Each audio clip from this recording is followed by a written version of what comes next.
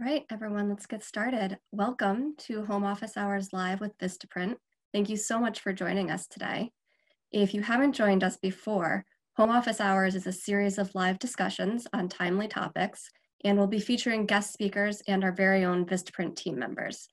Our goal with the series is to provide you with education and advice for surviving these unprecedented times during the COVID-19 crisis. We know that small business needs have changed, and we wanted to help. So we created the series as a way to connect during this time when we're all spending a lot of time inside and we're all dealing with various challenges while we're working from home.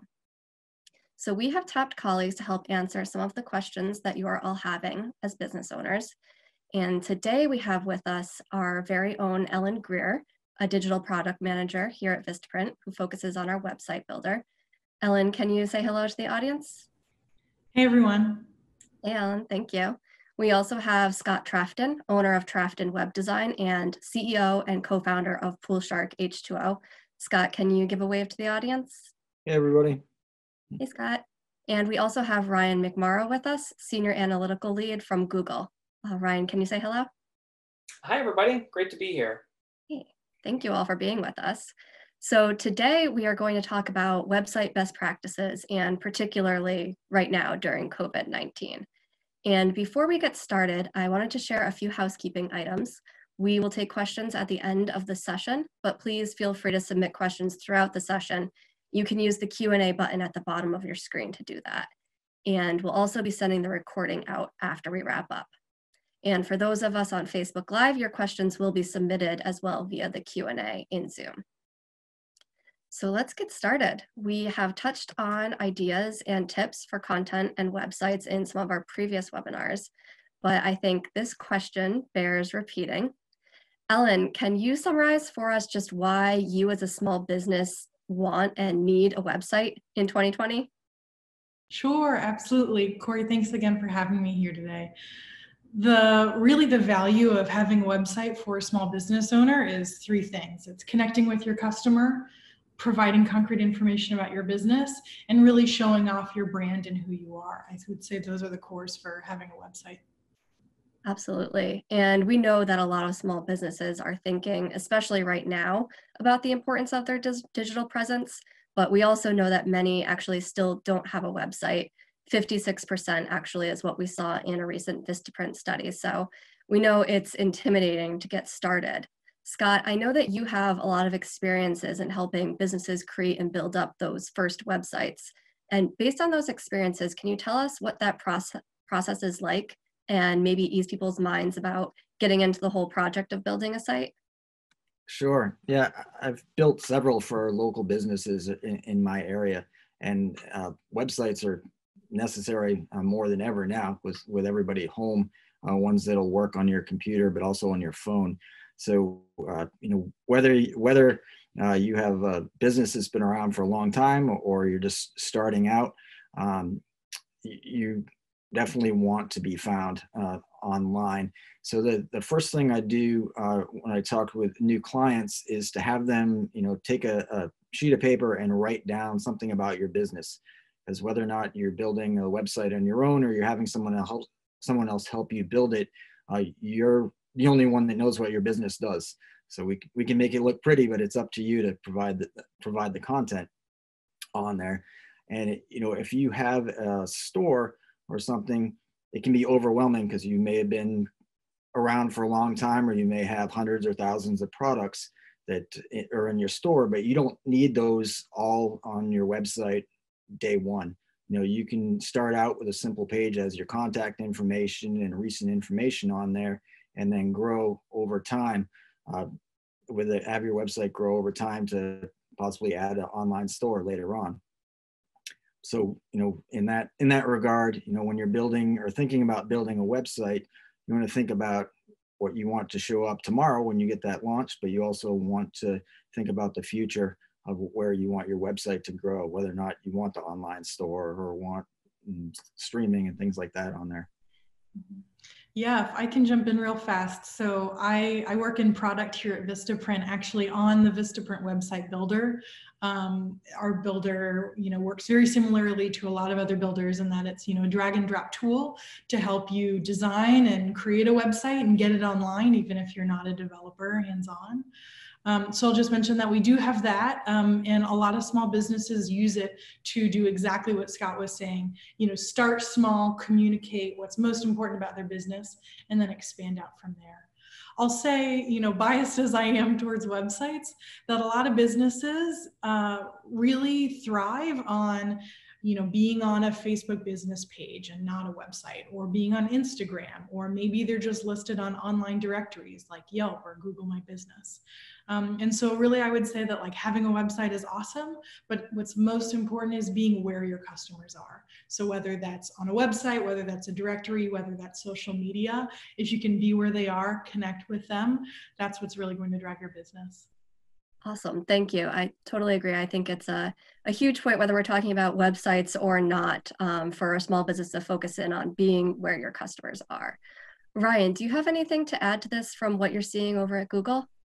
Sure. Yeah. Well, first of all, Corey, I appreciate the opportunity. Thanks for having me, and thanks for tuning in, everybody. So, just a little bit of background on my side. So, at Google, I serve as Google's analytical B2B consultant, and part of that is looking at the data and understanding how consumers are navigating B2B websites right now, and also how they're searching.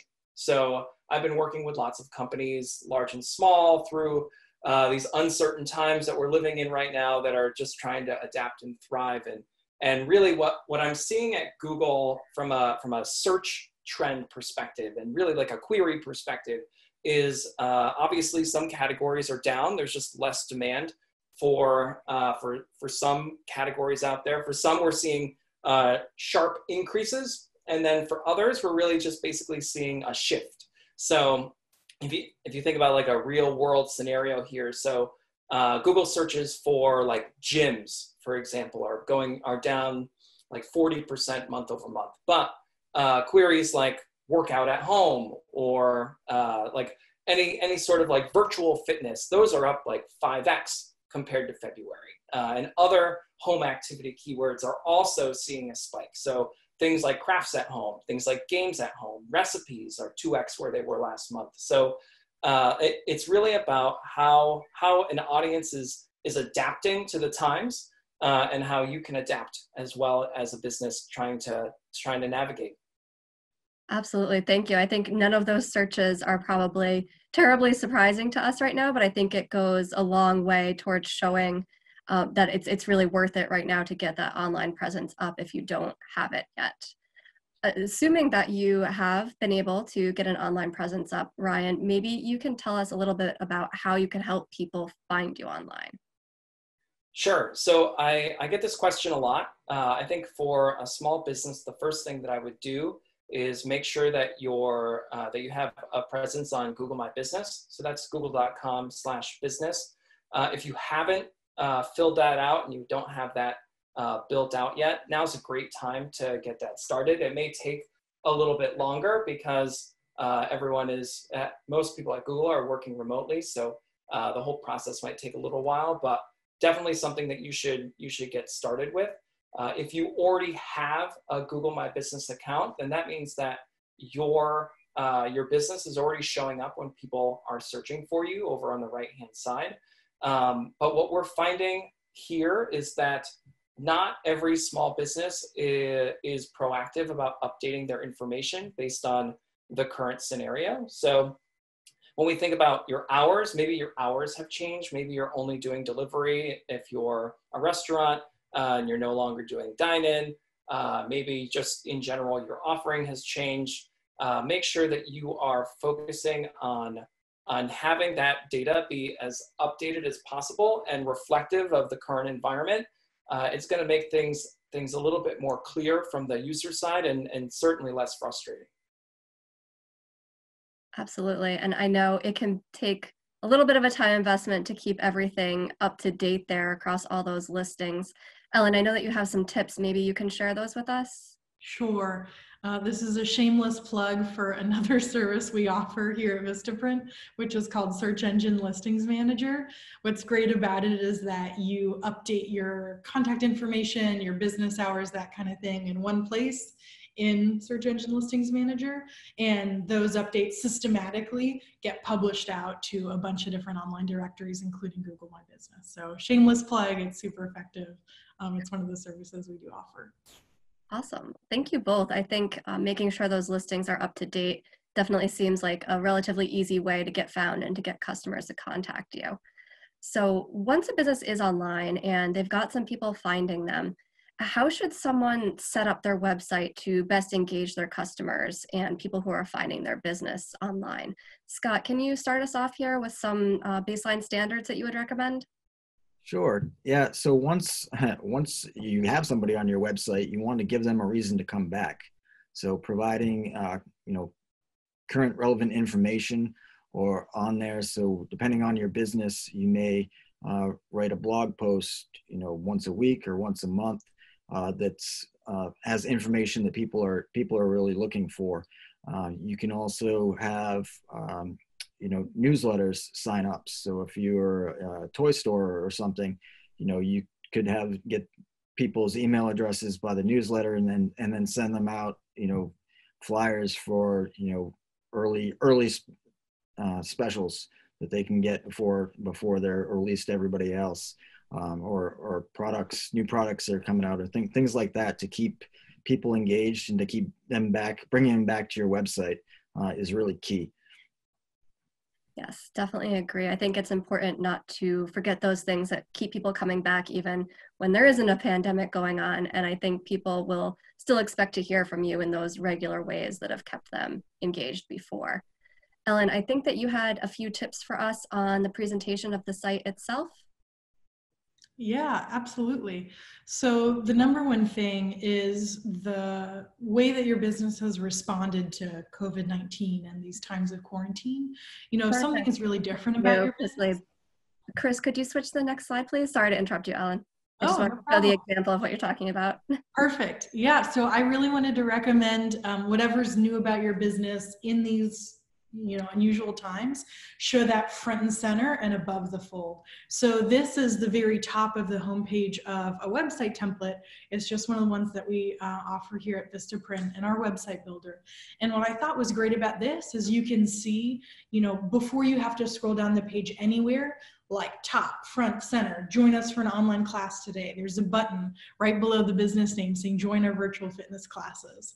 So really centering and showing, immediately when someone lands on your website, this is what's working. This is what's new in these new times. That's one of the things I recommend. So beyond centering and really prioritizing that most important piece of information, what we might call the call to action.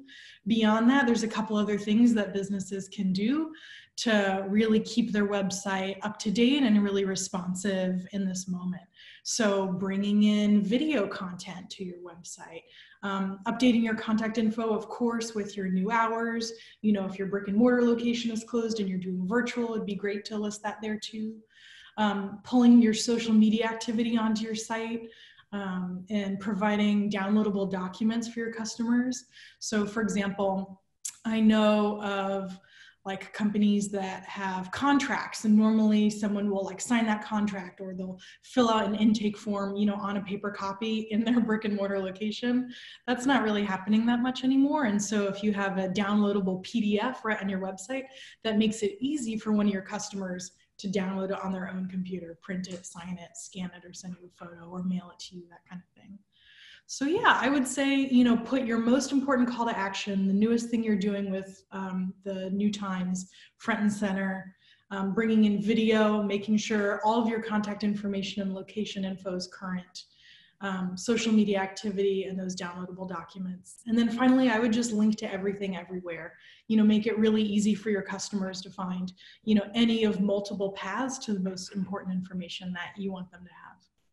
Perfect, thank you. I think what that really all boils down to is, even though we all most likely have a little bit more extra time on our hands today, we still don't want to take a lot of time looking around on a website. We want that information kind of right up front and center and in our face. So definitely make it easy for your customers.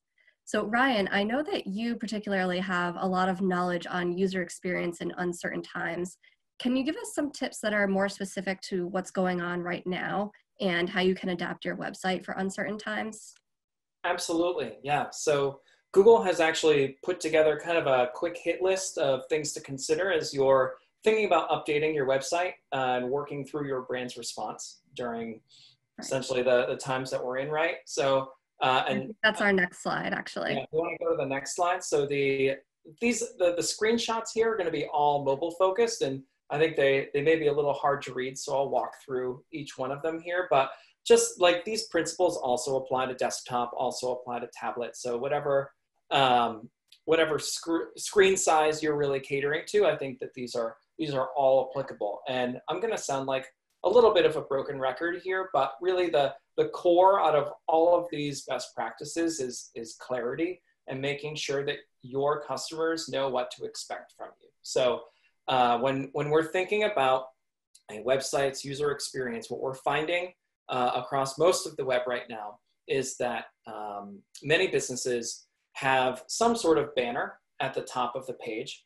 And that's from a Google's perspective, that's what we consider to be best practice. We want to make sure that those notification bars, those are visible, that they're at the top. Like Ellen said, make sure that your response is kind of top, like front and center, and that it stands out. And that's similar to one of the items below where it says use distinct and consistent colors. So make sure that your banner at the top of the page, if you are going to include a banner, is separate and distinct from the rest of the site so that people's eyes go to it first and they understand what to expect from you and what your response is given these times. And then the rest of the content kind of flows underneath.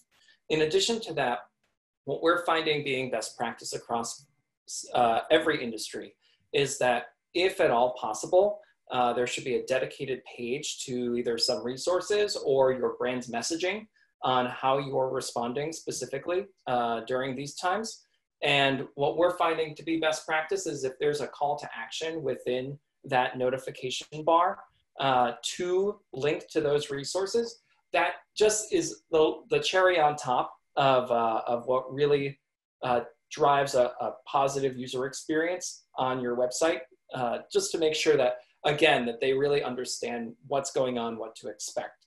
That leads me to the rest of the slide here, which is all around messaging. So really the core of what Google is saying right now is, number one, make sure that you're addressing the needs of your users and your customers. So put yourself in the shoes of your customer and what are their expectations, and are those expectations correct or not? And how can you clarify what changes are being made and how you're responding as such. So I think another piece of that is just being transparent. If you're open, say that you're open. If you're not open, say that you're not open. If it's somewhere in between, be upfront about that. Don't try and use a whole lot of business jargon or anything. Just be transparent, be open, be honest, and really just meet your customer where they are. And then last but not least, from a web user experience perspective, it's all about getting back to basics. So if you think about your website, make sure that your value proposition, the core thing that you deliver that's different than everyone else, make sure that that's at the top of the page, right underneath your notification bar, if you're going to have that. And then make sure you have a strong call to action that is very visible above the fold.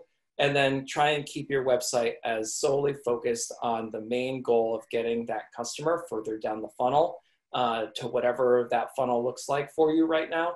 Make sure that that is the key component of your homepage. Well, thank you guys so much. I think this is all really helpful. I think on the topic of making sure that you're communicating that you're still open for business, but also how things have changed, I think we've seen a lot of businesses be really agile in shifting gears, and they're providing their services in creative ways. So there's something on their site that's saying, you know, we're now doing online classes or virtual services, and they're streaming this content. Ellen, can you tell us a little bit about how someone can actually set up these virtual classes and services? Yeah, absolutely. This is one of my favorite topics because there are so many solutions out there for small businesses.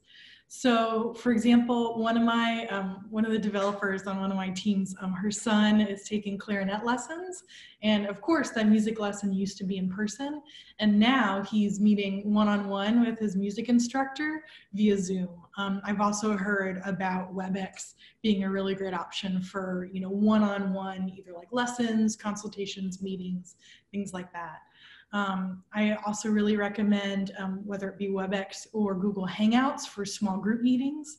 And I've heard great things about dance classes or exercise classes happening on Facebook Live, and instructors like requesting tips during the course of the class, but people really being able to follow along with this live streamed experience. There's this really great restaurant in Connecticut, and they have a really popular YouTube channel in which they're like head chef, this guy who goes by Daddy Jack. The channel is called Daddy Jack's Cooking the Blues. He like shows you like recipes, like how to make chicken marsala in his restaurant kitchen. Well, the restaurant had to close due to the quarantine. And so something that they switched over to doing was offering those recipe videos on patreon.com for subscribers. So they're keeping some revenue coming in the door by making that, you know, premium recipe content available on demand for people who are paying a monthly subscription to support that business, even though they can't be open and serve you chicken marsala in person. So definitely recommend WebEx, Google Hangouts, Facebook Live, even YouTube Live. Patreon. I think some of y'all might be watching on Facebook Live right now. And so I hope, you know, it's not too terribly difficult for you to set up a similar kind of class too. Another thing this brings to mind for me is, so my sister works at a puzzle and board game store here in DC. And one of the things that they're doing is, you know, of course, they have a brick and mortar. They, you know, used to sell products in person.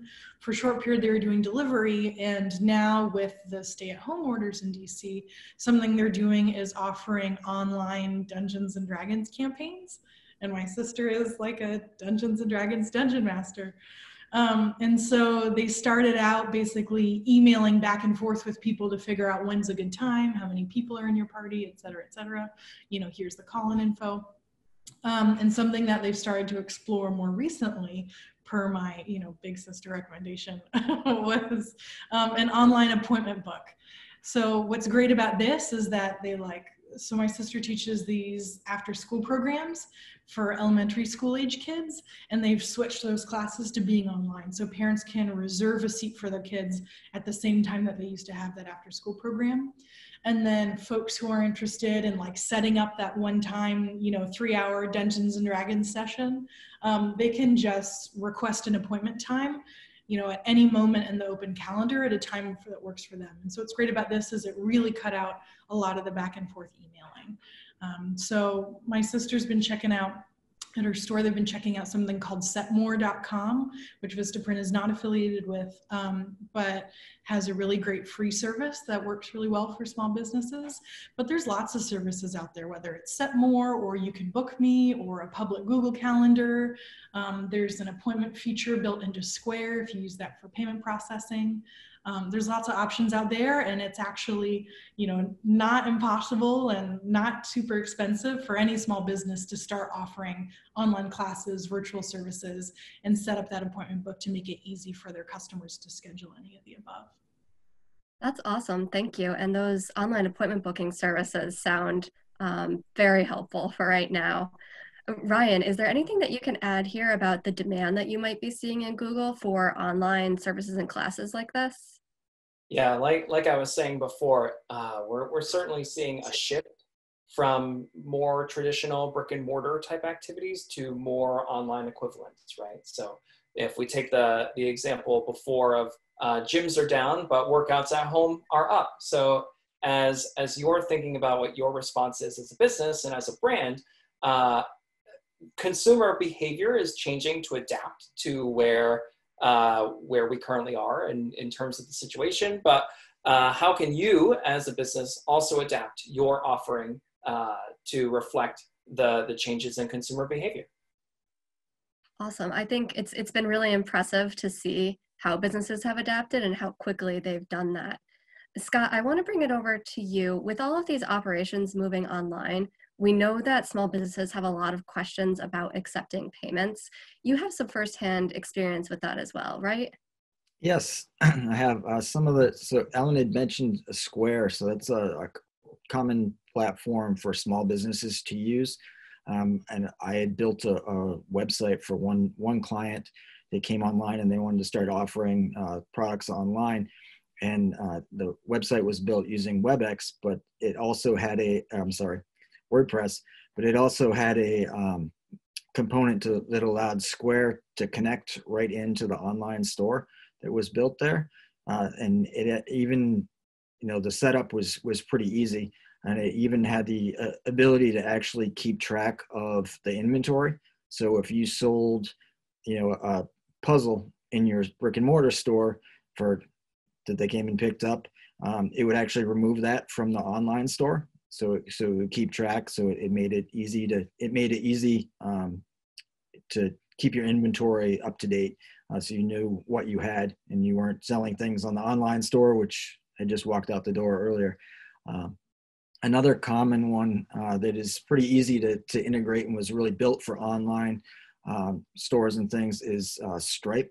I actually use that for our company, Pool Shark, ourselves, because it's easy to set up.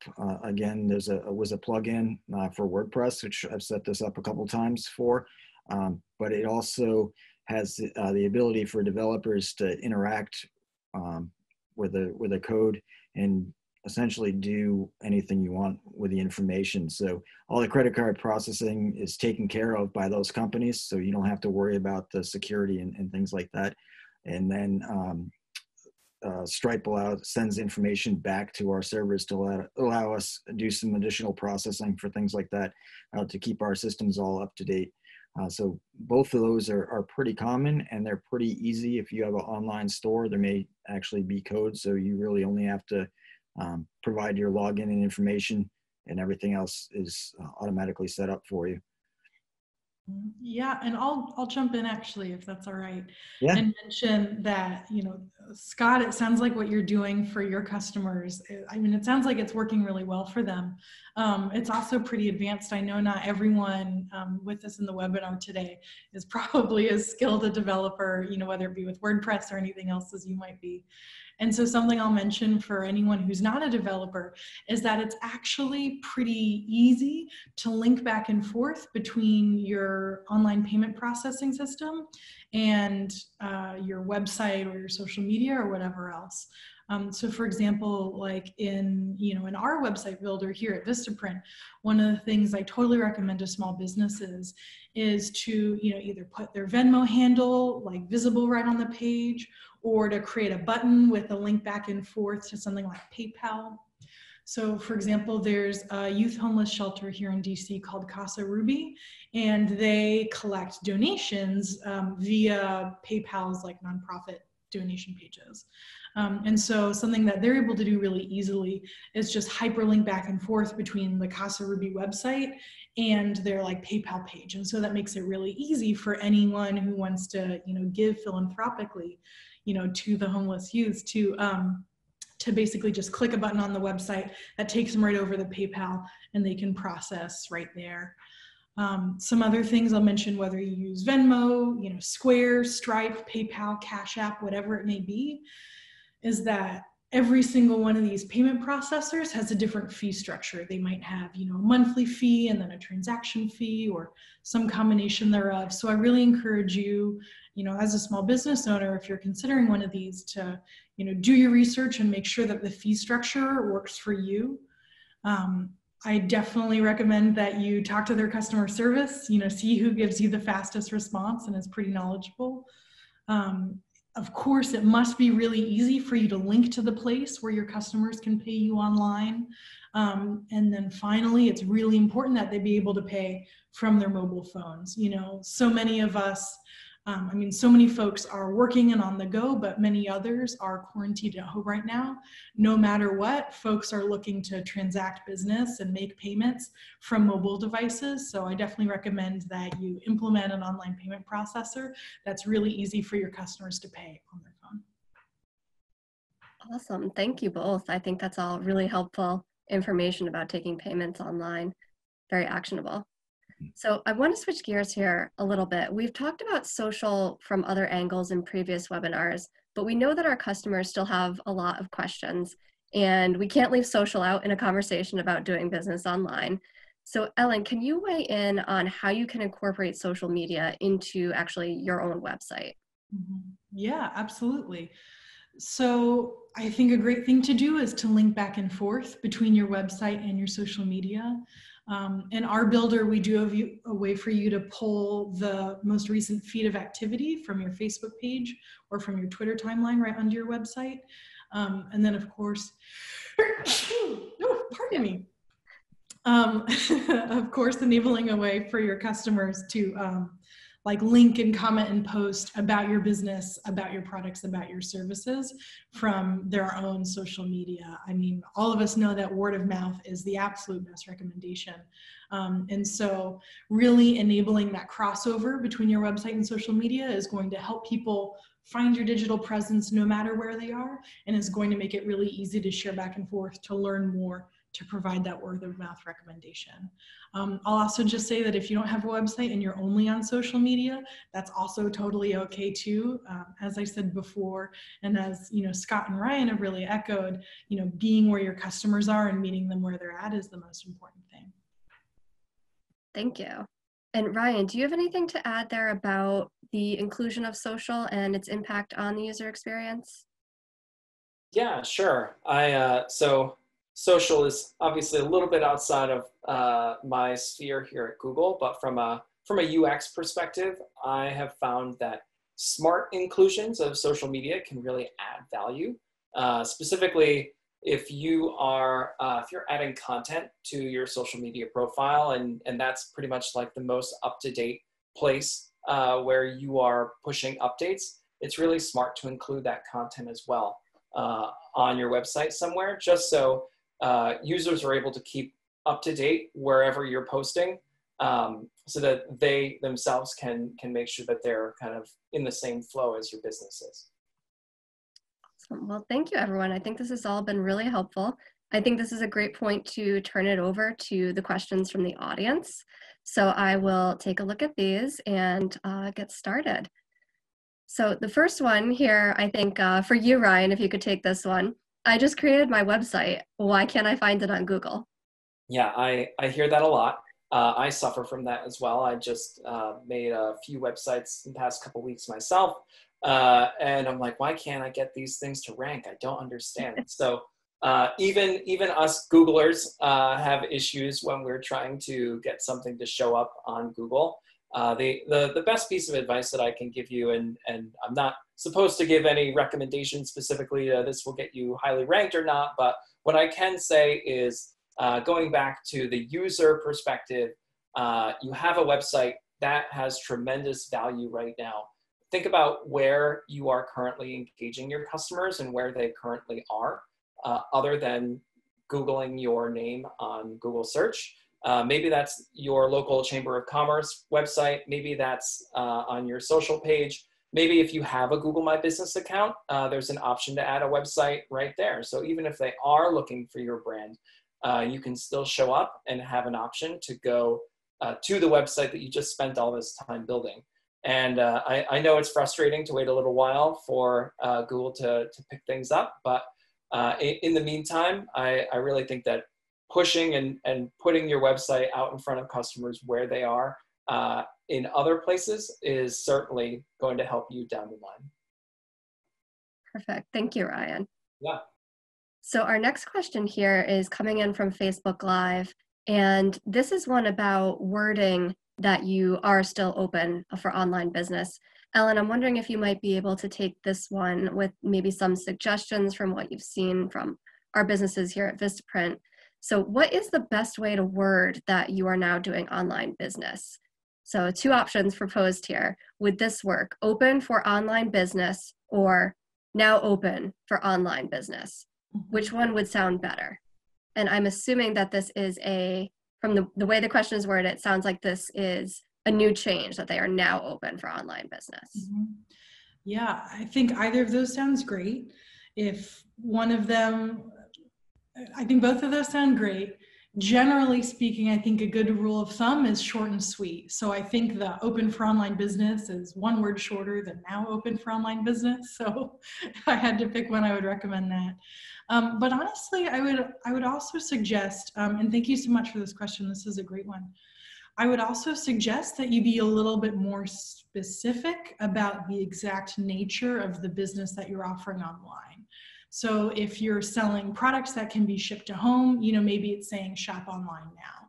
If you're offering one-on-one consultations with people, via video platform, like WebEx or Google Hangouts or anything like that, I would say now open for online consultations.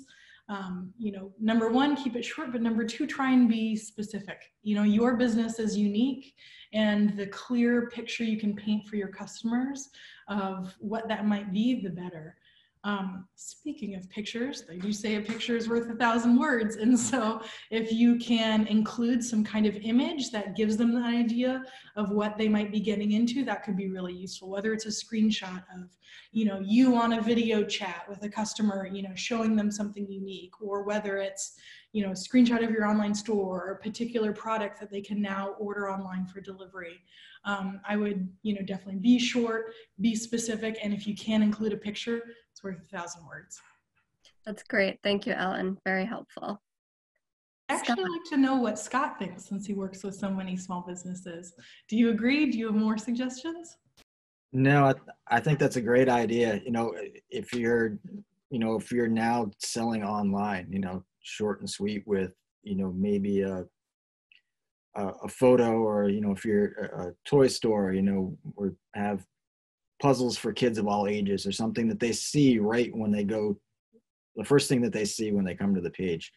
Because most people only are sticking around on a web page these days for, 3 seconds. So you want something that's going to capture their attention and make sure that they scroll down to do that. So, if you're now a restaurant that's doing online pickup or curbside pickup, you may want to feature that, right on top. So anything that's recent, that's new, that's going to keep people's attention, is good to show right at the top of the screens these days.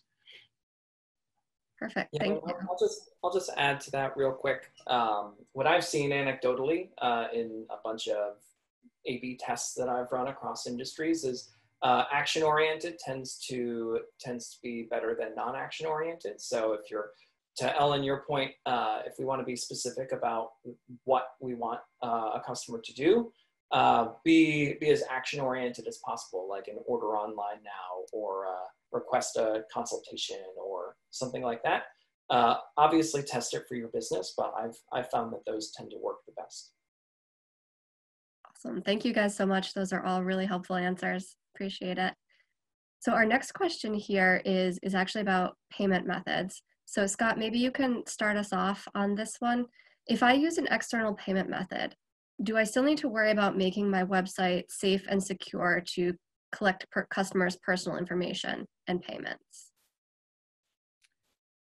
That's a really good question. At this point, if you have a website, I suggest making it secure, because I don't know this officially. Ryan may be able to give a better answer, but I've heard through the grapevine that the secure websites work better in some of the search engines, is because they're actually verified as, a legit website, and to some degree. And there's really no reason not to have it secured at this point, because there may be information you're sending across on forms. If you're collecting newsletter information for email address and things like that, it makes people feel more comfortable if it's secure, if they're putting in that information in there. The online payment processing engines are usually, you're leaving your site for that. So those are all secure to begin with, all that information. And actually, most of the ones that I've seen require, they won't even work unless your website's secure if you're selling stuff online. So, you know, there are ways to link to, if you have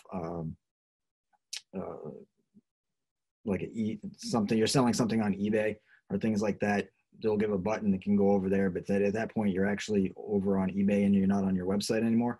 Things that do that. But if you have an online store yourself that you're running right on your website, then it's taking the payments like that. I think most of them require you to have a secure website in order for that to work. So yeah, and they're kind of pushing the point for you. Yeah, if I can jump in quickly, I think this is really important. I want to very strongly recommend that small business owners never collect payment information via email, never collect it via contact form on your website.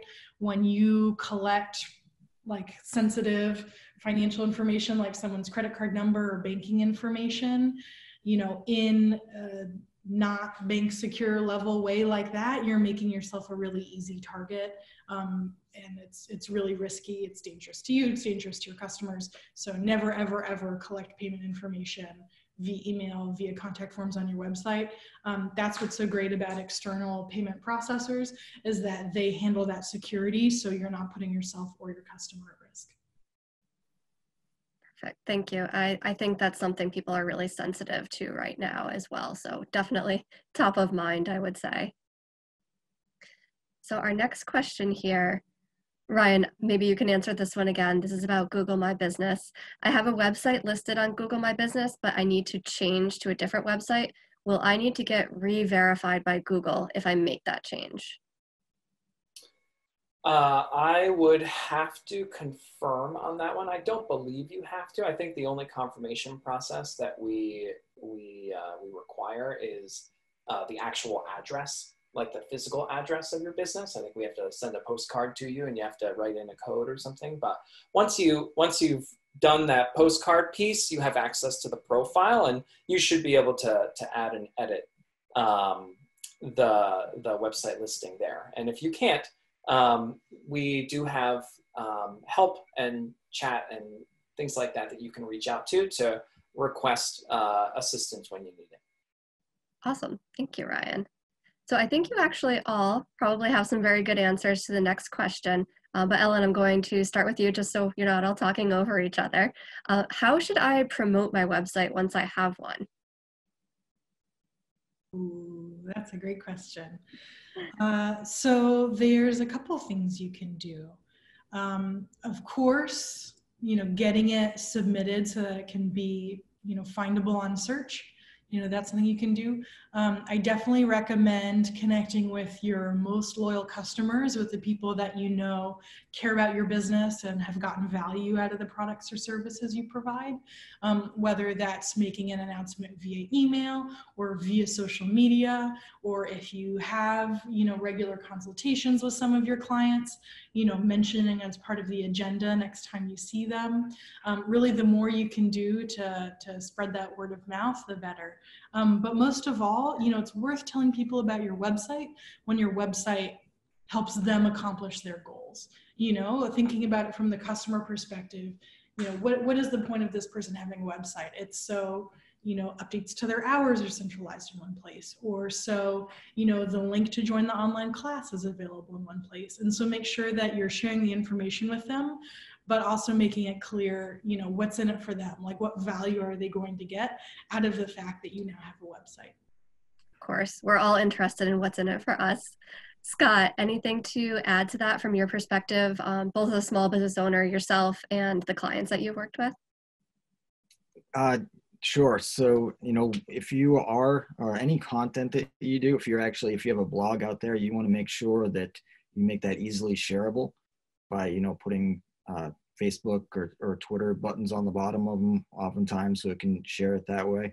And just to kind of mirror what Ellen said, you want, if you are providing something that people are interested in, you know, if you're a restaurant and you're going to give away a, you know, once a week we'll put up one of our recipes on here to share it, and make that easily shareable too, and let your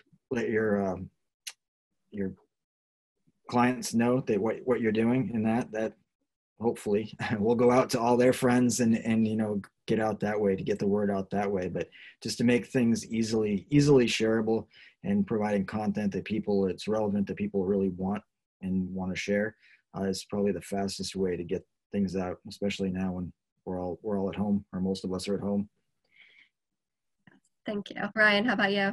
Yeah, sure. So I always, when I get asked this question, I always go back to find where a user is telling you what their intention is, and make sure that you're in front of them. So intentionality is something that's really hard to get sometimes. But of course, I'm here at Google, and I wouldn't be talking about query trends and what people are searching into Google if that wasn't, to me, one of the biggest ways and strongest indicators that somebody is actually interested in your brand or your product or something that you provide, right? So this is where paid search comes into play. This is where those ads at the top of the Google search, there's a reason why Google is as successful as it is. It's because those ads really work, and they are able to put your brand in a place where somebody's user need is so acute that you can directly answer exactly what their pain point is, right? So in addition to the socials, and in addition to making sure that your people can find you where they want to find you, making sure that even when they haven't heard of you and they know they have a general pain point, that wherever they're going to find answers to that you are there and you are front and center is the most important piece. Perfect. Thank all three of you. Very helpful. So our next question here, Scott, I know you have a perspective on this, so I will ask you this one. We talked about it being important, of course, to have a mobile-friendly website, but how important is it to have a mobile-friendly website? Is this something that's absolutely critical right now? Yes, it's absolutely critical. Mobile first has been a key phrase that's been very popular in the industry for a while now. But if you think about it, most likely you have a cell phone either sitting on the desk next to you or in your pocket. And if you're out and around, or even walking through your house, and you decide that you're tired of cooking today and you want to order a pizza, most likely you don't have the pizza number. Well, you might, but most likely you don't have the number for your local pizza place memorized. But if you type it in Google, most likely the Google My Business is going to pop that restaurant right up at the top. So all your websites, and anyone I build usually puts the phone number or contact information right at the top thing, so that shows right up on a smartphone, and then you just tap the number and it makes the call. So almost everybody is using a smartphone or a tablet these days, just because they're convenient and they fit in your pocket, and they have so it's really important to test whatever website you build to make sure that it renders well and looks well, or looks good on the website and is usable, or sorry, on your device and is usable. So yeah, that's a lot of people are only using mobile phones and tablets, and don't even have a desktop anymore. So it's pretty critical to make sure it works and works well. Yes, absolutely. Ellen, did you have anything to add there? I just agree with Scott 100%. I think in 2020, we're already seeing that the majority of web traffic is coming from mobile devices rather than desktop, and that share is only growing. So more of your customers are going to see your website from their mobile phone first. Fantastic, thank you. Ryan, is there anything that you would add there from the Google perspective? Yeah, I would just reiterate, like the present and future is going to be mobile first. We're already seeing many categories and business areas have more queries on mobile than desktop. So to Ellen's point, like many people's first interaction with your brand is going to be your mobile website in whatever shape it's in. So it's If you're not paying attention to how your brand is coming across from a mobile perspective, you're missing out and really setting not the best, strongest first impression for your business. Great, thank you. So I just want to call out the time here. We've just got a few minutes left, so we're going to take 1 or 2 more questions. So definitely, if you still have a question, make sure to get it in there in the Q&A box here. So we have one more that I'll toss out to you, Ryan, right now. I think from my perspective, this is really a user experience question. So I've seen a downturn in customers, but other than that, my business hasn't really experienced any issues from the pandemic, and I was already operating online. Do I need to communicate this on my website, or can I leave it as is and assume that people know, unless they see a message otherwise, that it's business as usual? Yeah, it's a great question, and it's something that I've encountered a couple times. I like to bring up the example. So just this morning, I went on Walmart.com, and Walmart.com has brick and mortar locations that are open right now, and also a very strong online e-commerce presence. And even they have a banner at the top of the page just reiterating what is and isn't possible on the site. Amazon, same thing. They like their experience has changed a little bit. Their prioritization of which items they're shipping has changed, and they're letting users know. They're being proactive about that. So even if it is business as usual, don't assume that your customer knows that or also assumes that. Just be over communicative so that they really understand how your business specifically is responding to the current scenario, just to keep things very, very clear. Great, thank you. I think that's always good advice. Try not to assume. So we'll take one more question here, and then we're going to close things out. So Ellen, I know that you referenced this earlier. It would be great if you can take this one. I already have a Facebook page, and I'm not currently selling anything online. Should I still create a website? Yeah, that's a great question. I think the answer to it is where your customers, and are you able to communicate with them or provide them access to everything you need from your Facebook page? If yes, then maybe you're fine. If there's more that you know you want to accomplish, more that you know you want to provide or connect your customers to, then maybe it does make sense to start designing a website. I mean, as Scott said earlier, you can always start small. Start with the number 1, 2, or 3 things that you know that you want to provide to your customers, and then later you can always expand out. But yeah, I would say be where your customers are, and also think strategically about, what you're able to offer with your Facebook page. And if there's anything you're not able to offer, can you offer that through a website? But yeah, I think both are really valid. Perfect, thank you. So I'm going to close this out now for today, but we are going to be hosting these discussions twice a week going forward. You can join us every Tuesday and Thursday at noon Eastern time, and we'll be covering various topics. We really want your help for that, so please be sure to fill out the survey at the end of this and let us know what you would like to hear. And you can also send questions and suggestions to homeofficehours@vistaprint.com, and follow us on Facebook, Twitter, LinkedIn, and Instagram, and we'll be sharing what episodes are coming up. On Thursday, you can tune in for Crisis Communications, and you can find more information in the meantime by visiting Vistaprint.com and checking out the Support Small Business Hub.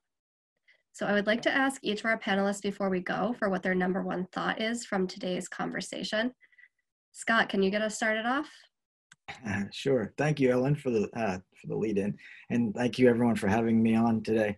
But yeah, I know websites can be daunting, building your first one, but really, you really want to get your presence out there as soon as you can. So, start small, even if it's just a 1 page that has your contact information and, your value proposition, the top things that you're trying to tell everybody that you provide for their service, and then it will naturally grow from there. So. Awesome, thank you. So start small, keep it simple. Ryan, how about you? Yeah, so again, thanks for having me, Corey. I really appreciate it. As we close out, I just want to reiterate a few things. So yes, we're living through very uncertain times right now. And with this, it's critical to make sure that your consumers understand what you're offering and know what to expect.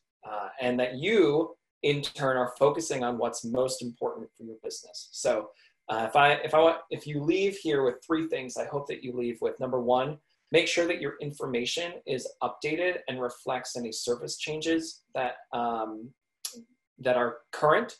The second is being upfront about setting the right expectations with your customers. Be very transparent, be very open in your messaging, and remember, don't assume that they know anything about your current situation. And last but not least, make sure that your web experience is as uncluttered and focused as possible, and that you're really getting users to do what you really want them to do. Awesome, thank you. And Ellen, can you close us out? Sure. Thank you again, Corey, Ryan, Scott, and everyone who's been a part of this one. I just want to reflect that these are really tough times for small businesses, and the businesses that survive and even thrive are the ones that adapt their business model to this new way of working in which, you know, folks are remote from one another and so much happens online. And so for anyone who's been, you know, thinking about building up a digital presence or thinking about trying something new or offering a new class or a new service online, I just want to say, I promise it's not that scary. You know, I work hard, and my teams here at Vistaprint, you know, all of us work really hard to make things as easy as possible, approachable, clear, easy to use for small business owners like yourself. So, you know, I promise you it's not that scary. Now's the time to adapt. We really stand with you and hope that you can survive and thrive. And if there's anything, you know, I or my teams can do, you know, please email Corey. She'll get the message to us, but we're here to help you adapt, survive, and thrive in these new times. You can do it. Well, thank you so much, Ellen, Scott, Ryan, for being here with us today. And just a reminder, as Ellen just said, you can email us homeofficehours@vistaprint.com, and that's there on your screen as well. So thank you again for the 3 of you for taking the time to be with us today. And thank you to the audience for your curiosity and your questions and your time. This has been Home Office Hours Live with Vistaprint. We'll talk with you soon.